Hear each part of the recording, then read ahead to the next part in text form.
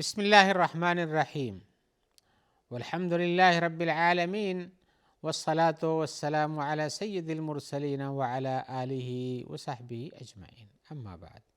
محترم ناظرین کرام، احکام دین کا پروگرام لے کر حاضر خدمت ہوں۔ آپ کے سوالوں کے جواب بھی کتاب و سنت کی روشنی میں پیش کرنا چاہتا ہوں، تو آئیے آپ کے سوالوں کی طرف آتے ہیں۔ آج کا پہلا سوال ہے، ہمارے بھائی پوچھ رہے ہیں کہ اللہ تعالیٰ قرآن مجید میں فرماتے ہیں وَلَا تَتَّبِعُوا خُطُوَاتِ الشَّيْطَانِ، شیطان کے نقش قدم کی اتباع نہ کرو۔ تو پوچھنا چاہیے کہ شیطان کے نقش قدم، شیطان کے خطوات یعنی جو اس کے آگے آگے چلتا ہے، پیچھے پیچھے اس کی نشانی کے ساتھ چلنے کا کیا نام ہے؟ کیا وہ خود ہی بتاتے ہیں، کیا یہ غیر محرم عورتوں کی طرف دیکھنا ہے؟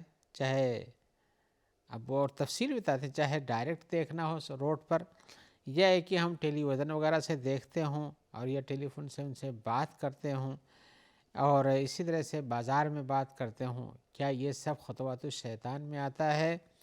یا اسی طرح سے ہم ایسی چیزیں پڑھتے ہیں جس میں پیار و محبت کی کہانیاں ہوتی ہیں، یا ہے کہ اس میں تصویریں ہوتی ہیں، ان کو دیکھتے ہیں، تو یہ سب کیا خطوات الشیطان میں سے ہے؟ اور اگر یہ ہو جائے تو ہمیں کیا کرنا چاہیے؟ سوال اچھا ہے، سب کی مشکل ہے اور سب کو اس کا حل ہونا چاہیے۔ دیکھیے، خطوات الشیطان کا جو تذکرہ ہے قرآن مجید میں کہ شیطان کے نقش قدم کی اتباع نہ کرو، تو اس سے کیا مراد ہے؟ شیطان کی حیثیت، حقیقت، مادہ، اس کا مقصد آپ جانتے ہوں گے۔ کسی مسلمان سے یہ نہیں چھپا کہ شیطان آپ سے کیا چاہتا ہے۔ شیطان آپ سے چاہتا ہے کہ آپ گناہ میں پڑیں اور گناہوں کو کرتے جائیں اور ایسے کرتے جائیں کہ آپ دین سے بالکل گھوم کر کے گناہ کی لائن پہ چل پڑیں۔ تو ایک تو یہ ہے، اسی لیے علماء نے اس کے بارے میں کہا، جیسے قتادہ اور سدی کا بیان ہے کہ خطوات الشیطان سے مراد یہ ہے کہ ہر وہ معصیت، ہر وہ گناہ جس کو اللہ نے روکا ہے، اللہ کی نافرمانی ہوتی ہے، شیطان کے نقش قدم پہ چلنے کے برابر ہے۔ اور کچھ نے کہا کہ خطوات الشیطان سے مراد یہ نزغات الشیطان ہے، جیسے قرآن مجید میں سے روکا بھی ہے نزغات الشیطان میں نہیں پڑھو۔ نزغات الشیطان کیا ہے کہ انسان کے دل کے اندر جو وسوسے پورے ہوتے ہیں ان کی تکمیل کر لیتا ہے، گناہوں کے بارے میں، غلط ارادوں کے بارے میں، یہ سب خطوات الشیطان ہے۔ اب یہ یاد رکھیے کہ ان ساری چیزوں پر لے جانے والا شیطان ہی ہے، وہ آپ کو پھراتا اور گھماتا ہے۔ اور کسی نے کہا کہ بھائی معصیت کی کوئی نظر مان لے، اس کی طرف چلے، جیسے ابو مجلس کا قول ہے، تو اس طرح سے ہے۔ لیکن صحیح بات اس میں یہ ہے کہ یہ لفظ، یہ کہ خطوات الشیطان، شیطان کا نقش قدم، یہ ایسا عام اور شامل لفظ ہے جو ہر طرح کے گناہ کو اپنے اندر سموئے ہوئے، اور شریعت کے الفاظ بھی ایسے مختصر ہوتے ہیں اور جامع ہوتے ہیں۔ تو ہر وہ چیز جو بدعت میں سے ہو، گناہوں میں سے ہو، اللہ کی نافرمانی میں سے ہو، شریعت کی مخالفت میں ہو، شیطان کے راستے کی طرف یعنی گناہوں کی طرف لے جاتی ہو، کوئی بھی کوئی چھوٹی ہو، چھوٹا گناہ ہو، بڑا گناہ ہو، یہ سب کے سب خطوات الشیطان میں داخل ہے کہ شیطان کے پیچھے چلنے کی بات ہے۔ یہ خطوات کے مطلب جیسے ایک قدم رکھتا ہے وہ آگے جاتا ہے، اس کے پیچھے پیچھے کوئی آدمی چلتا ہے، یعنی وہ گناہ پر ابھارتا ہے، گناہ کو وسوسہ آپ کے دل میں ڈالتا ہے، گناہ کی رغبت دلاتا ہے اور وہ کرنے جاتا ہے، اس کو آپ کو کر کے دکھاتا ہے، آپ بھی اس کے پیچھے چلتے ہو۔ تو یہ خطوات الشیطان، اس کے نقش قدم پہ چلنے کا معنی یہ ہے۔ لہذا اس سے پتہ یہ چلتا ہے کہ ہر وہ چیز، ہر وہ گناہ جس سے انسان اللہ تبارک و تعالیٰ کے حکم کی مخالفت کرتا ہو اور شریعت میں جس چیز کا حکم دیا گیا اس کے خلاف جاتا ہو، یا رسول اللہ صلی اللہ علیہ وسلم نے کوئی حکم دیا اس کی مخالفت کرتا ہو، یا شریعت کے جو اچھے کام ان کو چھوڑ کر ان کے مقابل میں برے کاموں کو پکڑتا ہو، یہی سب خطوات الشیطان ہے۔ اب اس میں بڑے گناہ بھی شامل ہیں، اللہ نے جن کو حرام قرار دے دیا ان کو بھی کر جائیے، اور یہ اللہ کی نافرمانی ہے، یا اسی طرح سے چھوٹے گناہ بھی شامل ہیں جو ہوتے ہوں، لیکن چھوٹے گناہ بھی یاد رکھیں دھیرے دھیرے دھیرے دھیرے اکٹھا ہوتے ہوتے یہ بڑے گناہ کا درجہ پکڑ لیتے ہیں، یا آدمی چھوٹے گناہوں پہ چلتے چلتے اپنے آپ کے لیے بڑے گناہ کا راستہ بھی آسان سمجھنے لگتا ہے۔ لہذا شیطان کے نقشہ قدم تو وہ آپ کو بڑے گناہوں پر ہی نہیں بلکہ کفر اور شرک تک پہنچانے کا راستہ بناتا ہے وہ. اور کبھی کبھی انسان کو گمراہ کرنے کے لیے ایک بڑا گناہ یعنی شرک اور کفر کا گناہ کرانے کے لیے انسان کو چھوٹے چھوٹے کئی ایک کام نیکی کا بتا کے کراتا رہتا ہے، یہاں تک کہ آپ کو اس گڑھے میں گرا دے. لہذا شیطان کے نقش قدم کی اتباع کرنا، اس کے پیروں جہاں پیر رکھے وہیں آپ بھی پیر رکھیں، جس طرح کریں اس طرح آپ بھی کریں، جیسے سوچ دلاتا ہے آپ بھی اسی سوچ کے حساب سے چلیں، یہ سب اس کے گناہ ہیں. اللہ تعالیٰ فرماتے ہیں انما یأمرکم بالسوء والفحشاء وان تقولوا علی اللہ ما لا تعلمون. یہ شیطان تو تمہیں سوء یعنی برائی کا حکم دیتا ہے، فحشاء اور بڑے فحش گناہوں کا حکم دیتا ہے، اور اس بات کا بھی حکم دیتا ہے کہ تم اللہ تعالیٰ پر وہ بات کہو جو اللہ نے جو تم نہیں جانتے ہو. یعنی آپ کو پتہ نہیں شریعت کا کیا حکم ہے، کون ہے شریعت کے حساب سے یہ ہے، اور یہ کہ یہ کرنے سے اللہ تعالیٰ ملتے ہیں، یہ کرنے سے وہ ہوتا ہے. آپ کے پاس دلیل ہونی چاہیے، دلیل ہونی چاہیے اس کو کہنے کے لیے، ورنہ بلا دلیل کے بولنا بھی ایک غلطی ہے جو آدمی کو باہر لے جا کے پہنچا دیتی ہے. لہذا اگر کسی انسان کے پاس ایسا کچھ ہے کہ وہ چھوٹے گناہوں کو بھی آسان سمجھتا ہے، اور چھوٹے گناہ کرتے کرتے وہ بڑے گناہ تک پہنچ جاتا ہے، یا اسے پتہ ہے کہ یہ گناہ ہے اور اس کے باوجود بھی بار بار اس پہ چلتا ہے، یہ خطوات الشیطان کی اتباعی کے درجے میں ہے. لہذا اس سے بچنا چاہیے اور نیکی کام کرنا چاہیے، اللہ سے توبہ کرنا چاہیے اور گناہوں سے نفرت رکھنا چاہیے. آئیے ایک اور سوال کی طرف آتے ہیں. سوال میں ہمارے بھائی پوچھ رہے ہیں کہ اگر کوئی آدمی ہم کو سلام کرتا ہے، یعنی وہ السلام علیکم کہتا ہے اور ہم اس کو سنتے ہیں، تو کیا جواب میں ہم کو زور سے ہی وعلیکم السلام ورحمۃ اللہ کہنا چاہیے، یا کہ ہم زبان سے بھی چپکے سے ادا کر کے گزر سکتے ہیں؟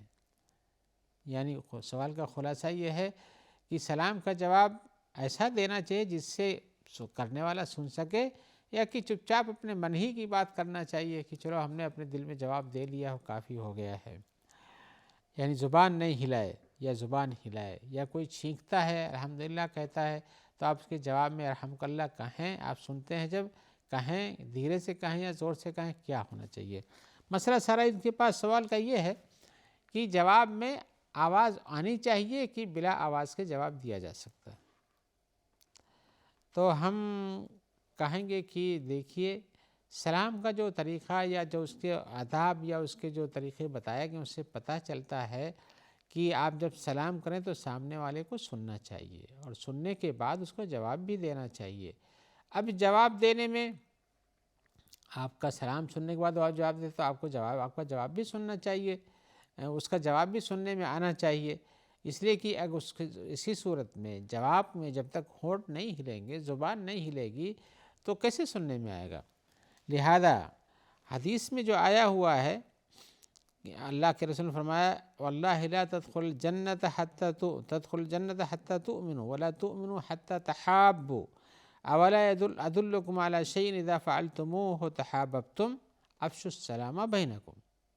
آپ نے فرمایا کہ قسم اللہ کی جنت میں تم نہیں داخل ہو سکتے جب تک کہ تم ایمان نہ لے آؤ، اور ایمان بھی پورا نہیں ہوگا جب تم آپس میں محبت نہ کرو. پھر آپ نے فرمایا کیا تمہیں آپس میں محبت کا نسخہ نہ بتا دوں؟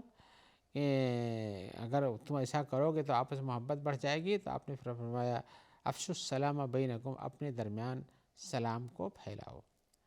تو سلام پھیلانے کے لیے اگر آپ زبان کے اندر ہی سلام پھیلائیں گے، وہ پھیلاتا ہے اور آپ چپ چاپ رہتے ہیں، تو یہ سلام پھیلانا نہیں ہوا، بلکہ سلام زبان سے کہنا چاہیے. یہ حدیث ہم نے جو آپ کو بیان کی ہے یہ مسلم شریف میں ہے. تو اسی صورت میں افشائے سلام یعنی افشوا السلام، افشائے سلام کرو، سلام کو پھیلاؤ. یہ صرف ہونٹ ہلا یا ہونٹ ہلا دینے سے نہیں ہو سکتا ہے، اس لیے بلکہ یہ آپ آواز کریں گے، زمین میں پھیلے گا، اس کی آواز جائے گی، وہ بھی سنے گا، دوسرا بھی سنے گا، تو اس سے نتیجہ ہوگا کہ بھائی سلام کا جواب دینا چاہیے جس سے سلام کرنے والا بھی سن سکے. اور اللہ تعالیٰ فرماتے بھی ہیں وَإِذَا حُيِّيتُم بِتَحِيَّةٍ فَحَيُّوا بِأَحْسَنَ مِنْهَا أَوْ رُدُّوهَا. جب تم کو کوئی سلام کرے، تحیہ پیش کرے، تو تم اس سے اچھا جواب دو یا کم از کم اس کے برابر ہی جواب دو. اور اردو ہے یا برابر میں جواب دو، جتنا انہوں نے کہا اتنا آپ بھی کہو.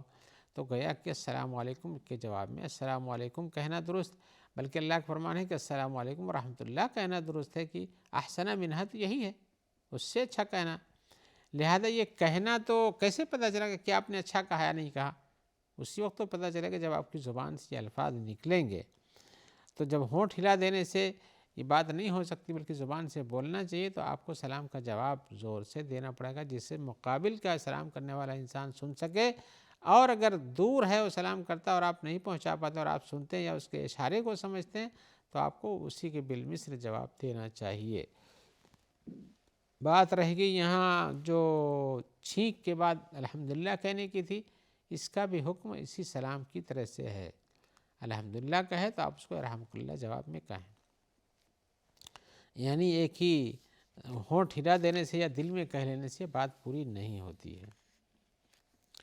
آئیے ایک اور آگے سوال کی طرف آتے ہیں. جو پوچھا گیا وہ یہ ہے کہ اگر ماں کا جو طلاق مل جائے اور بچہ اس کے گود میں چھوٹا ہے، تو اس کی پرورش کا حق کس کو ملتا ہے، باپ کو یا کہ ماں کو ملتا ہے؟ تو عام طور سے یہ بات آپ کو معلوم ہوگی کہ یہ حق ماں کا ہے. ماں کا ہے جب تک کہ وہ شادی نہ کر لے. حدیث میں آیا ہوا ہے، عمرو بن شعیب کی حدیث ہے جو اپنے باپ اور وہ اپنے دادا سے روایت کرتے ہیں کہ نبی صلی اللہ علیہ وسلم کے پاس ایک عورت آئی تو اس نے کہا کہ یا اللہ کے رسول یہ میرا بیٹا ہے، ھذا ولدی، یہ میرا بیٹا ہے. پھر اس نے کہا کہ اس کا باپ چاہتا ہے کہ مجھ سے اسے چھین لے، ان اباہ یرید ان یاخذہ منی، مجھ سے لے لے یعنی چھین لے. تو آپ نے فرمایا انت احق بہ ما لم تنکحی، تم اس کی زیادہ حقدار ہو جب تک تم اپنی شادی نہ کر لو. اور یہ ابو داؤد کی روایت ہے، دارقطنی میں ہے، بیہقی میں ہے، اور اس کو لوگوں نے حسن سند سے مانا ہے. لہذا یہ حکم ہے کہ جب تک بچہ چھوٹا ہے، جب تک اس کے پاس رہے گا، اللہ کی عورت شادی کر لے اور اس کے بعد اس کے پاس اس کے رہنے کا حق وہاں تک رہتا ہے جب تک کہ وہ سن شعور کو نہ پہنچ جائے اور تمیز والا نہ ہو جائے، حق اور حق اور ناحق سمجھنے نہ لگے.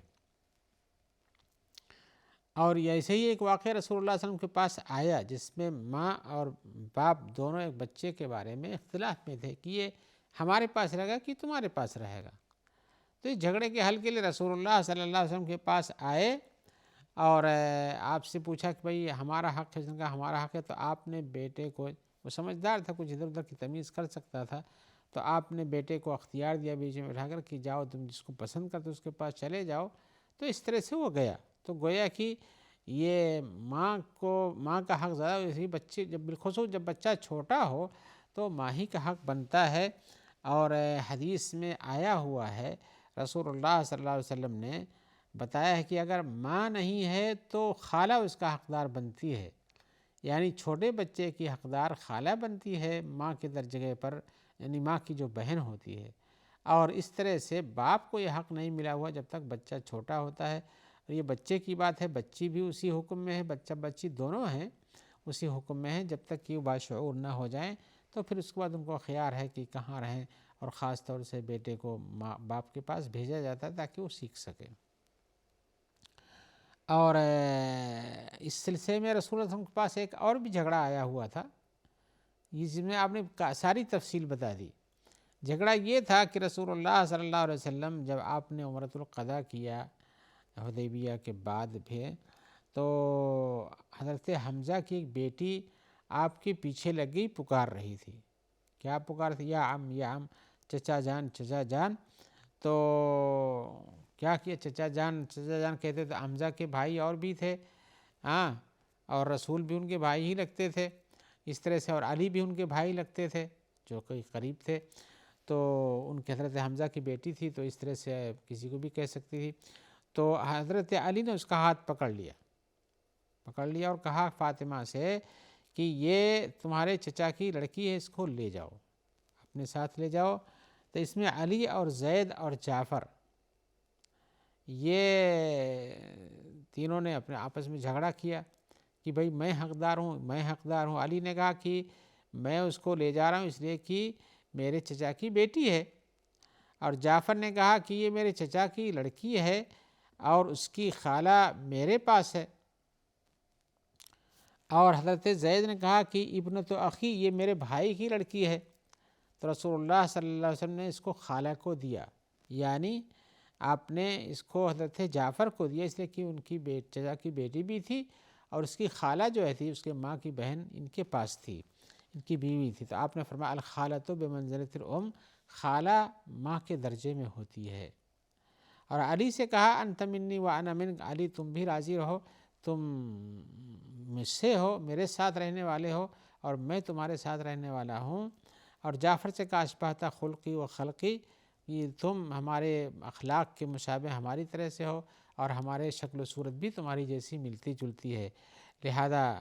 اور زید سے کہا انت اخونا و مولانا، تم ہمارے بھائی ہو اور ہمارے آقا کے درجے میں رہتے ہو، لہذا یہ جو ہے مولانا یعنی غلام تھے ان کے، تو بہرحال ان کو موقع دیا، تو اس طرح سے چونکہ خالہ تھی ان کے پاس، اس لیے خالہ کو دیا۔ لہذا اسی صورت میں بیٹی جو چھوٹی ہو یا بیٹا جو چھوٹا ہو، ابھی تمیز کے درجے میں نہیں ہے، تو اس کی پرورش کا حق اس کی ماں کو ملتا ہے، اور اگر ماں نہ ہو تو خالہ کو ملتا ہے، باپ کے پاس وہ حق نہیں پہنچتا ہے جب الا کی بات تمیز والے ہو جائیں، اور الا کہ وہ اگر عورت شادی کر لیتی ہے تو پھر اس کے حق سے اس کا حق منتقل ہوتا ہے، اس لیے کہ شادی کر لینے کے بعد اس کی ذمہ داریاں کسی نئے شوہر کے ساتھ لگ جاتی ہیں، اور اس بڑے اپنے پرانے شوہر سے پیدا شدہ بچے کی خدمت کے لیے اگر وہاں امکانات موجود ہیں، وہ راضی ہے تو اپنے ساتھ رکھ سکتی ہے، ورنہ اپنی ماں کے پاس یا اپنی بہن کے پاس اس کو چھوڑ سکتی ہے۔ آئیے اسی جواب کے ساتھ ہم آپ سے چاہتے ہیں انشاءاللہ جلد آپ سے ملاقات ہوگی، آپ کے سوالات ہوں گے اور ہماری جانب سے کتاب و سنت کی روشنی میں اس کے جواب دیے جائیں گے۔ جب تک کے لیے ہم دعا کرتے ہیں کہ اللہ تعالی ہم کو، آپ کو اور تمام ناظرین کو خیر سے رکھے، اور جو لوگ آپ تک اس پروگرام کے پہنچانے میں مددگار ہیں، اللہ تعالی ان کو بھی خیر عطا فرمائے اور ان کی مدد فرمائے۔ والسلام علیکم ورحمۃ اللہ وبرکاتہ۔